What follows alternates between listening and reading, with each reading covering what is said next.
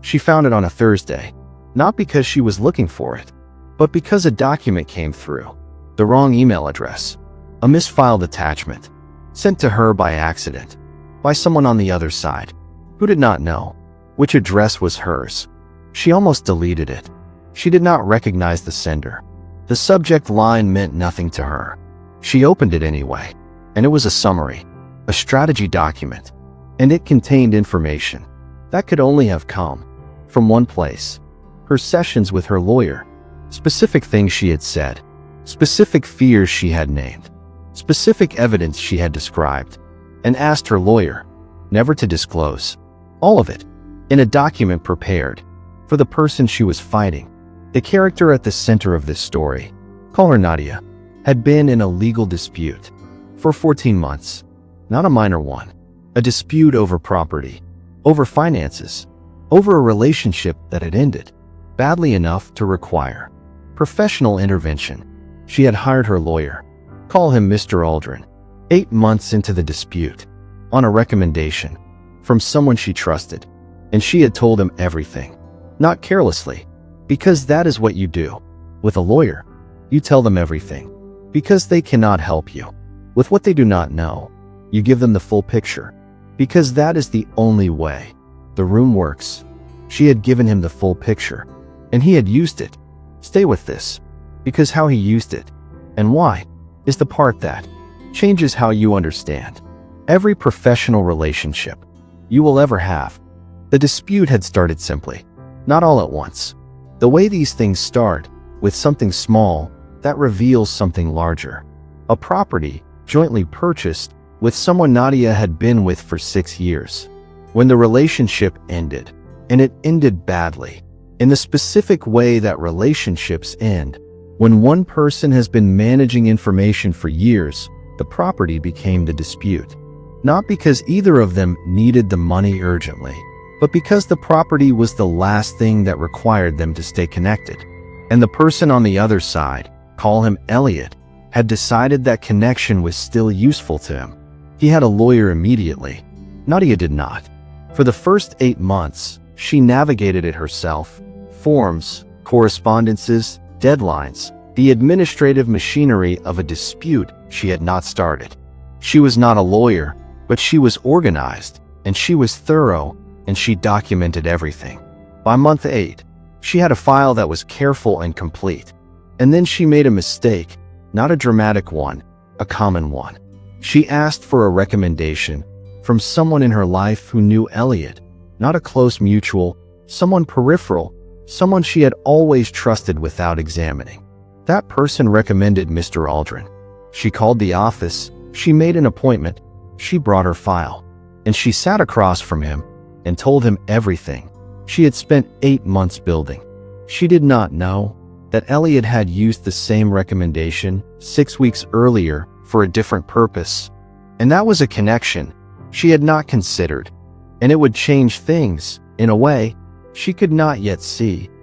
But for now, she just waited and reflected on the path that had led her to this moment. Mr. Aldrin had been practicing for 22 years. He was not careless, he was not incompetent, he was compromised. The connection to Elliot was not new. It predated Nadia's case by 3 years. A financial arrangement, not a retainer, not a formal agreement, something less documentable than that, an understanding. Elliot was a property developer. Mr. Aldrin handled property disputes. Over 3 years, a pattern had formed. Cases that came near Elliot's interests were managed carefully, not illegally, or not obviously, more precisely. Information was shared informally, strategy was softened at key moments, advice was given that was technically sound and strategically harmful. Nadia had walked into this without knowing it existed. She had brought her 8-month file, her careful documentation, her specific fears, her evidence. And Mr. Aldrin had done what he had done before. He had divided it. The parts that helped her case, he kept in the official file. The parts that could hurt her, the fears she had named, the gaps in her evidence, the strategic weaknesses she had identified herself, those moved elsewhere, to a conversation with someone Elliot's side trusted. Not written, not emailed, spoken, deniable. Nadia had no way of knowing this was happening. Her case was progressing, not well, but not obviously badly, just slowly, with friction she could not explain, with moments where the other side seemed to know something she had not disclosed officially. She had attributed it to coincidence. It was not coincidence. The email arrived on a Thursday morning. The sender was someone she did not know. The subject line was a case reference number that meant nothing to her. She almost deleted it, but she opened it instead. The attachment was a strategy memo for pages, formal, structured. She read the first page, nothing alarming, general property dispute language. She read the second page, and on the third paragraph of the second page, she stopped because of a specific detail, something she had told Mr. Aldrin in their second meeting, a specific fear about a gap in her evidence, something she had said out loud for the first time in that office. It was in the memo, not attributed to her, framed as intelligence. She read the third page and found two more details, both from sessions with Mr. Aldrin, both things she had said privately, both now in a document prepared for the other side. She put the memo down, then she picked it up again, and she read the fourth page. At the bottom of the fourth page, a signatory line, a name she did not recognize, and below it, a consultancy credit, a firm. She looked up the firm and found two names listed. The second name was Mr. Aldrin. She sat for a long time, trying to process this information. Then she took a photograph of the screen, then she emailed it to herself. Then she closed the laptop and did not move for 11 minutes. Stop here, because what Nadia did after those 11 minutes is not what most people would do. She did not call Mr. Aldrin. She did not call anyone. She spent the next 3 days building something, and what she built is the reason this story ends the way it does. 3 days. She did not contact Mr. Aldrin. She did not contact Elliot's side. She did not tell anyone. She built a record, a thorough one, and she went back through every session with Mr. Aldrin, every note she had taken, every date, every detail. She mapped every piece of information she had shared with him against the moments in the dispute where the other side had seemed to know something they should not. The map was not complicated, and what she found was interesting. Every time she had shared something significant with Mr. Aldrin, within 2 weeks, the other side had moved in a direction that addressed it.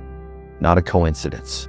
Her response was to document 31 instances over 8 months. She also found something else in her original intake documents, the form she had completed when she first engaged Mr. Aldrin. There was a standard confidentiality clause. She read it carefully this time. Then she read the footnote.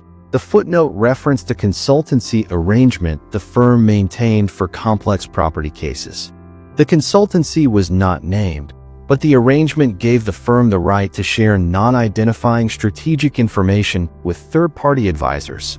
Non-identifying, which meant it was technically legal, which meant Mr. Aldrin had protected himself before she had walked through the door. She took the intake document. She took the memo. She took her 31 instance record, and she made an appointment, not with Mr. Aldrin, but with a different lawyer, one she found herself, one with no connection to anyone in this story. The new lawyer confirmed it. Not everything Nadia had suspected was more. The consultancy arrangement was technically within professional rules, barely. The information transfer was deniable, barely. But the 31 instance record, the pattern Nadia had documented, was the kind of evidence that makes deniable things much harder to deny. Nadia filed a formal complaint with the professional licensing body. She also changed her entire strategy, everything Mr. Aldrin knew. She assumed Elliot's side knew. She built from that. The dispute eventually resolved, not perfectly, not in the time she had planned, but resolved. Here is the lesson. The professional who holds your information is not automatically safe. They are human. They have their own interests, their own prior relationships, their own arrangements. You did not know to ask about. The sealed room, the doctor's office. The therapist's room, the lawyer's office. These rooms have rules, but rules require people to follow them. And people can be compromised before you walk through the door. Ask who your professional knows. Ask what their prior arrangements are. Ask about consultancy agreements before you sign intake documents. Ask when it is uncomfortable, because the discomfort of asking is smaller than the cost of not knowing. And read the footnotes. Always read the footnotes. If you have ever trusted a professional with something you could not afford to lose, one word in the comments, no explanation needed. Just let yourself be counted. Every story on this channel exists for one reason: to show you the mechanism, not just what happened, how it was built. The lawyer who was compromised before she walked in, the footnote she did not read. The 31 times she thought it was coincidence. It was not coincidence. It was a pattern. And once you see the pattern, once you understand how these things are actually built, you cannot unsee it. Shadow Betrayals. Every week, one story, told completely. If this one stayed with you, the next one will too. One word below. I will be here.